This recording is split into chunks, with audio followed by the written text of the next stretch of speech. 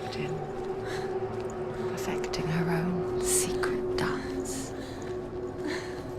wishing those fleeting moments of light would stretch out to last forever.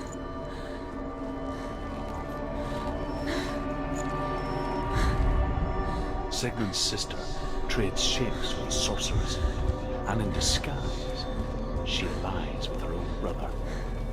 She gives birth to a son named Sinfjotli. After a time, she sends him to the forest to Sigmund. He tests the boy and finds him strong and fearless, and so they go to take their vengeance on King Siggeir. Luck is not on their side. They're captured, and Siggeir has them buried alive.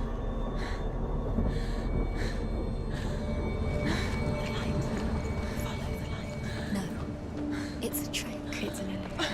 It's not real. Do you really think it's real? You want to believe it's real, but it's a trick.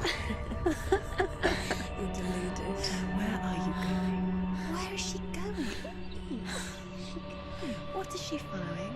You can't even fight. It's just deception.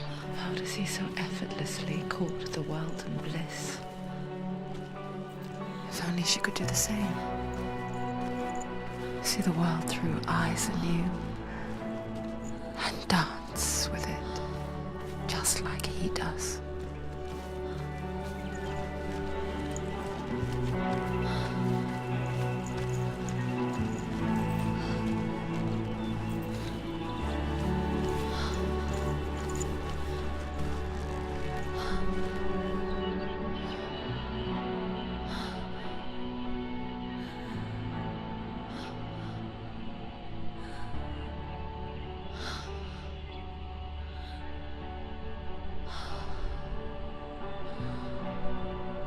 What's your name?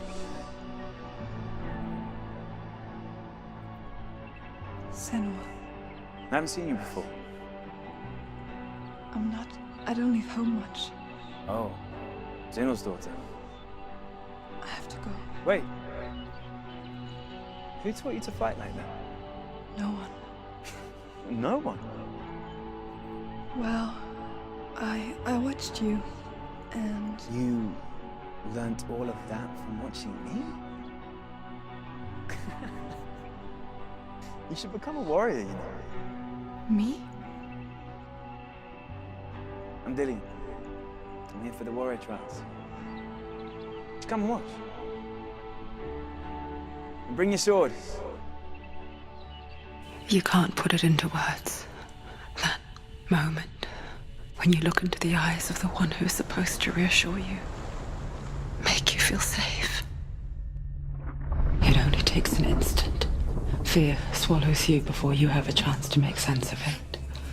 And darkness becomes a part of who you are. You killed him. But her world changed the day the Northmen took him from her. Senua knows that there's no going back to how things were. That there's nothing to go back to at all. Stay still, stay quiet, hide, don't tell her. Their gods can see into your mind. They will use this power to destroy They you. won't stop me. I can still feel him. Whatever's left of him, they will never let him go. I'm not gonna let him rot here. You're the one rotting here. Leave me alone. You will die here, No. and all your suffering will have been for nothing. Shut up!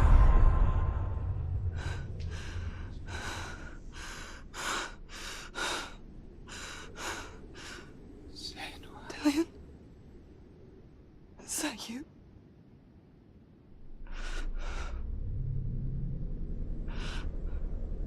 I'll find you, my love. I promise.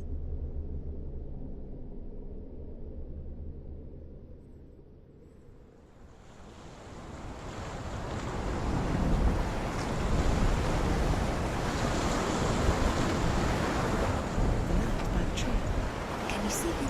You want to believe it. Is he not real? Is he there? You're alone in these mountains. Is that Dillian? Nothing lives here. You won't survive. You met him by the tree. She met him by the tree. Maybe it's a sign. Tree. What's he trying to tell you? tree.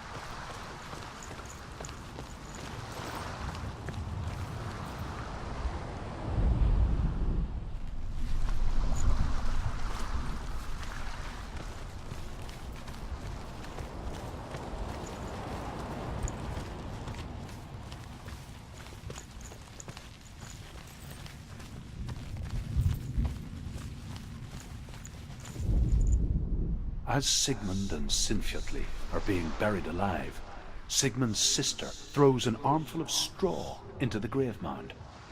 Hidden in the straw is Sigmund's sword, the gift of Odin. They cut their way out of the grave mound and set fire to Siggeir's hall. The king burns to death. Sigmund calls to his sister to come out so that she may live and be honored. She does come out, but only to tell him the truth. That she had slept with him, her brother, to beget a strong avenger. I am not fit to live, she says, and walks back into the fire. Strike vengeance from your heart, Senua, as there is always a heavy price to pay.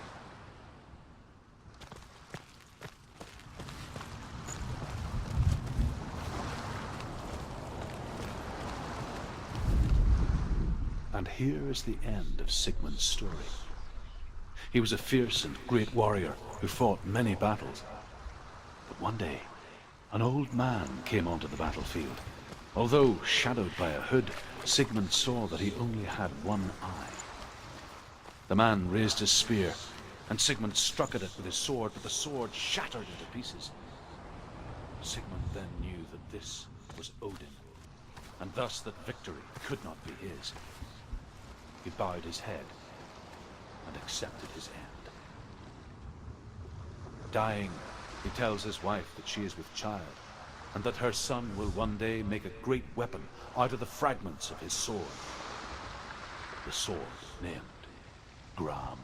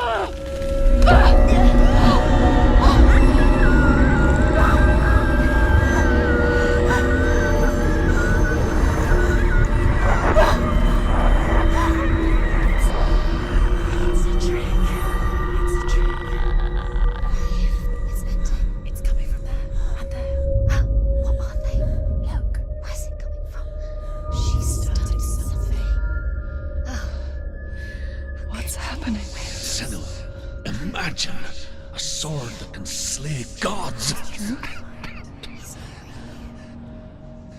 Its name is Gram. It was forged by the god of all Northmen, Odin, and gifted to Sigmund, a great warrior. I need this sword. It's important. Can you help me? The sword appears whole, but it is an illusion. It shatters shattered into shards long ago. It is said a great warrior can reforge grammar by answering the trials of Odin, one for each shard. The roots of the Tree of Death will take you to new lands where you will face the trial. Go to the shards. Go to the shard. Go to the shards. What's the shard? Find it. It's the metal runestones. It's in front of you. Find it. You need that sword. Go to the shard. Find the shards.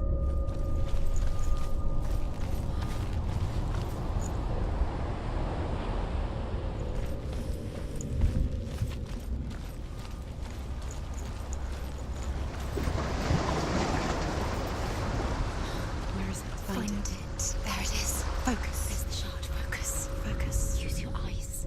Look. Get closer. Can you see? A king in the north forced the dwarves to make a sword that would never fail and never rust, and that would slice through iron and stone and bring victory to its bearer. But the angry dwarves cursed it. It would be the death of a man every time it was drawn, and it would be the death of the king. Let me tell you about the sword Tyrving.